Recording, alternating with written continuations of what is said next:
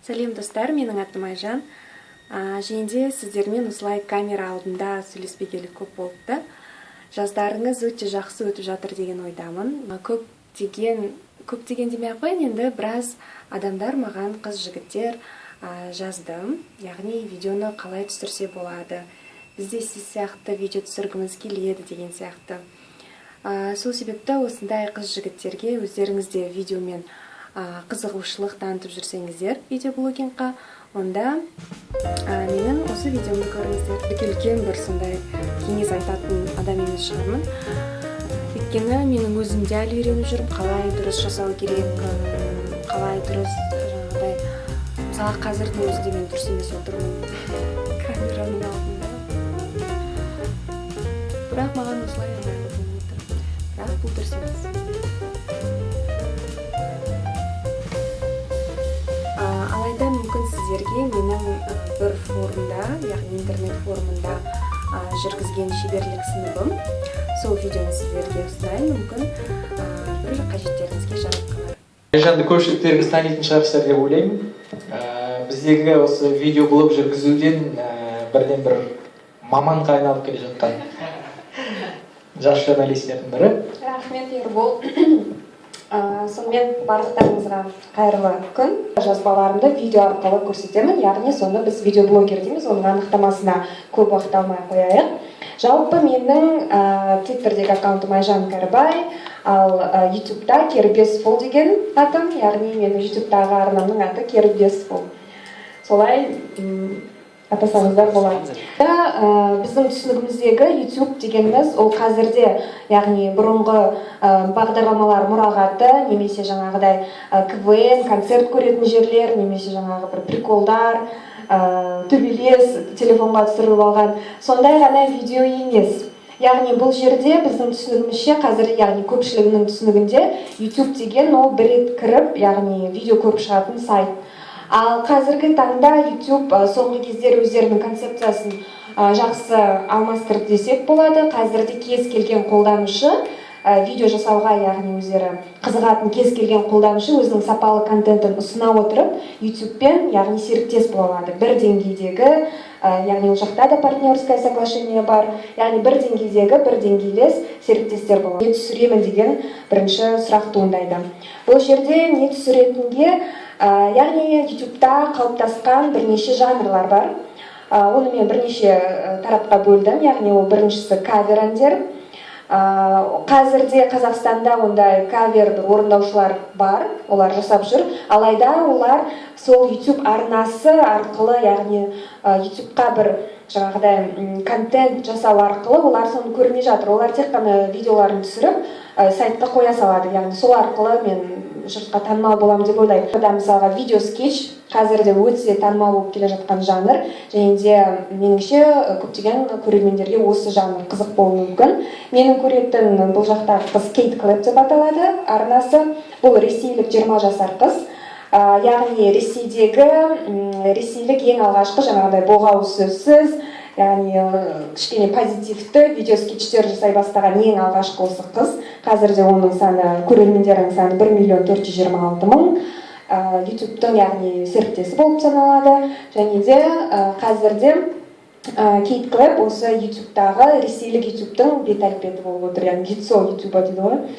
Келесі жанрлар ол бьюти-блогтар. Бұл әрине қыздардың арасында өте кең танымал жанр. Бұл жерде яғни макияж, шаш үлгісін көрсете аласың. Бұл адам, яғни Judy's Life деген, ол 2010 жылдан бастап шығар, күн сайын, яғни 2010 жылдан бастап күн сайын өзінің өмірінде не болғанын түсіріп отырады. Яғни өзінің өмірінен 20 минуттық сондай бір ақпарат беріп отырады. Яғни ол көрерменге өте қызық. Яғни америкалық отбасының қалай өмір сүретіні, балаларын қалай тәрбиелейтіні, не жейтіндері барлығын түсіреді. Сондықтан ол адамдарға өте қызық, және де соның барлықтары көреді.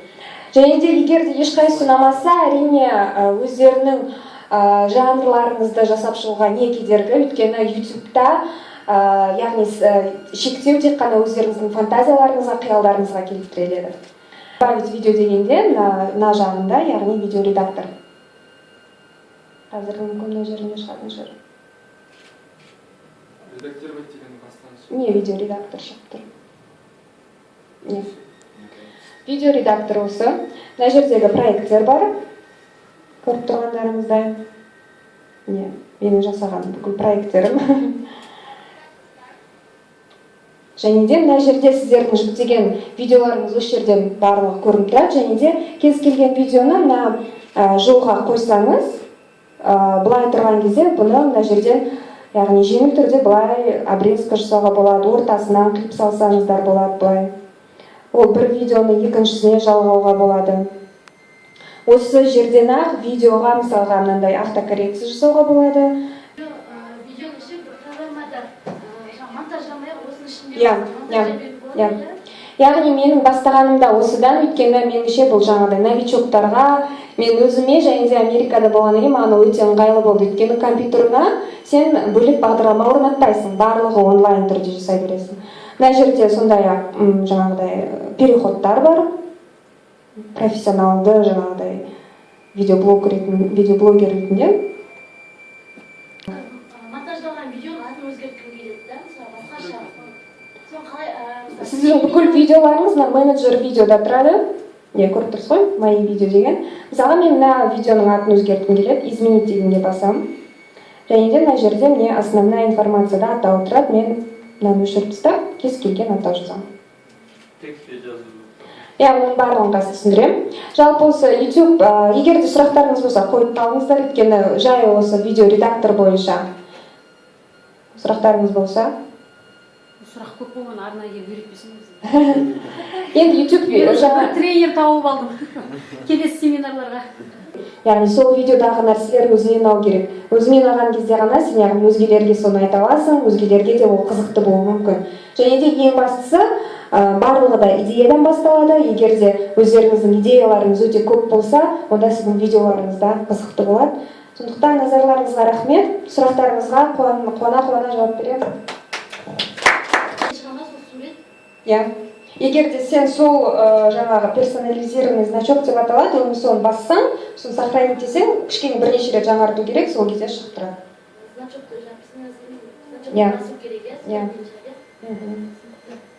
Өзіңіз қай салада видеоблог жасайсыз? Мен қазірде, менің концепциям былай, жаңағы айтып кеткенде стратегия менде де бар. Мен жаңағы Америкаға барып келгеннен кейін, менде саяхат жайлы, сол жақтағы өмір жайлы көптеген видеоблогтар жиналып қалды. Соларды мен апта сайын шығарып отырамын. Сондай-ақ осындағы Алматыдағы жағдайлар жайлы алдыңғы кезде мен мысалға кино туралы жасадық. Мен мысалы қазақстандық кинолар «Осторожно, корова», «М-агент», кемпір жайлы киноларға барып, сол жақта өзімнің пікірімді айтып өттім. Одан кейін қазақ рэпі жайлы жасадым. Енді біз бастағаннан кейін көбісі мысалға маған жазады, қазақша влог бар екен ғой, жасауға болады екен ғой деген сияқты. Сондықтан әрине жаңағы айтқан бүкіл жанрларды мысалы осы жақтағы блогерлер өздері алып алып кетсе болады. Менің бұрынғы видеоларды санамағанда осы кәдімгі видеоблогер ретінде жасаған видеомның ең көбісі бір 1000-нан асады. Меніңше ол қазірше аз, өйткені әрине салыстыруға болмайды қазірде, бірақ мысалға бір 100 000, 200 000 болғанда мен қуаныш едім. Көрсетілімдерге. Рахмет. Болашақта Айжанның видеоларын телеарналар сатып алады деп ойлаймыз. Мысалға сіз видеоңызды түсіріп бастағанда міндетті түрде түрлі қателіктер болады, оның барлығы яғни өткінші нәрселер. Ең бастысы видео жасауға деген өзіңіздің құлшынысыңыз болса. Мысалға менің өзім қазірде сондай бір супер-пупер камера қолданбаймын. Мысалға қазірдің өзінде егер де көретін болсаңыз, менің камерамның орналасқан жері де өте қызық болып тұр.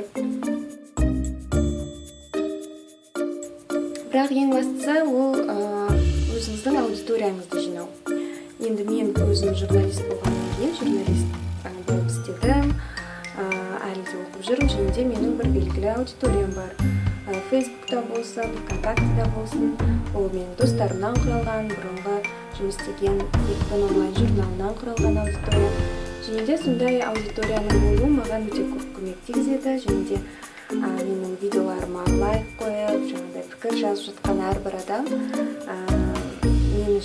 мені қуантады, және де маған ол өте үлкен бір күш сыйлайды. Ал аудиторияны жасау үшін әрине ол үлкен жұмыс. Мысалға ол бір видео жасап, немесе 2 видео жасап, сіздің аудиторияңыз құрылмауы мүмкін. Сол себепті видеоны көбірек жасаңыздар.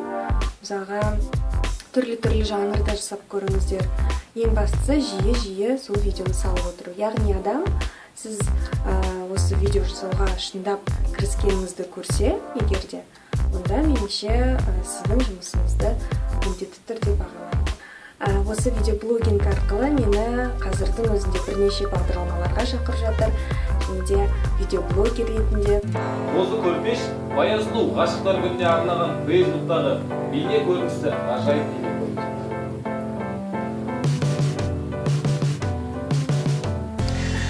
Сәлем достар, мен дәл қазір Тор бағдарламасында Нұрдәулет деген жігіт менен сұрақтар жаудыруда маған, және де маған осы бағдарламаға қатысып тұрып өзің видеоблог жаса деп жарайды. Яғни мен оған бірден келістім, және де сіздердің барлықтарыңызға рахмет. Сіздердің көрулеріңізге байланысты мені осындай видеоблогер ретінде шақырып жатыр Нұрдәулет.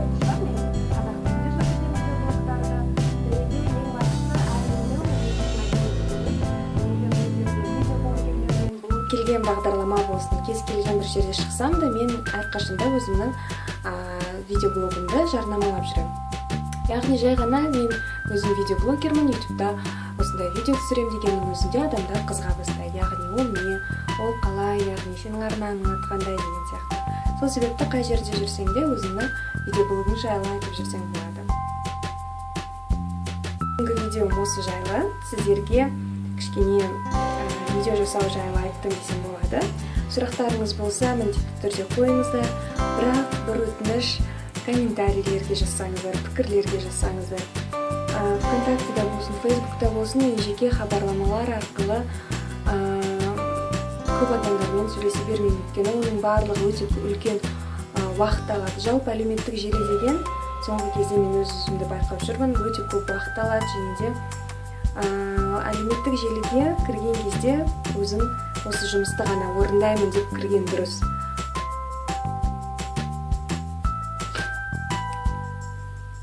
Видео соңында сіздерге бір сұрақ қойғым келіп отыр. Сіздер маған сұрақ қойғыларыңыз келе ме деген. Өйткені жаңағыдай айттым, жеке хабарламаларға жауап бере алмаймын, бірақ сіздер егер де бір сұрақтарыңыз болса, ол мысалға макияж туралы ма, видео түсіру жайлы ма, қандай да бір сұрақтарыңыз болса, мен сол сұрақтардың барлығын жинап, тек қана сол сұрақтарға жауап ретінде, яғни қандай сұрақ қойдыңыз, соған жауап ретінде мен түгелдей бір видео түсіре аламын. Яғни сұрақ-жауап видеосы ретінде. Видеоның астына комментарийге жазсаңыздар болады сұрақтарыңызды, немесе мені әлеуметтік желілерден таба аласыздар. Facebook, ВКонтакте, Инстаграмда бармын, Твиттерде бармын. Сол жақта өздеріңіздің сұрақтарыңызды жіберсеңіздер, мен сол сұрақтардың барлығына осы келесі видеода бөлек осындай сұрақ-жауап видеосын жасап жіберемін. Әрине, егер де ол сіздерге қызық болсын. Сіздерге көп рахмет, мені көріп жүргендеріңізге, менің арнама жазылып жатқандарыңызға. Өте жақсы бір видео жасайын деп ойлаймын, жоспарым бар. Жазғы демалысымды түсіргім келеді сіздерге. Сол себепті менің арнамда болыңыздар, менімен бірге болыңыздар. Келесі кездескенше.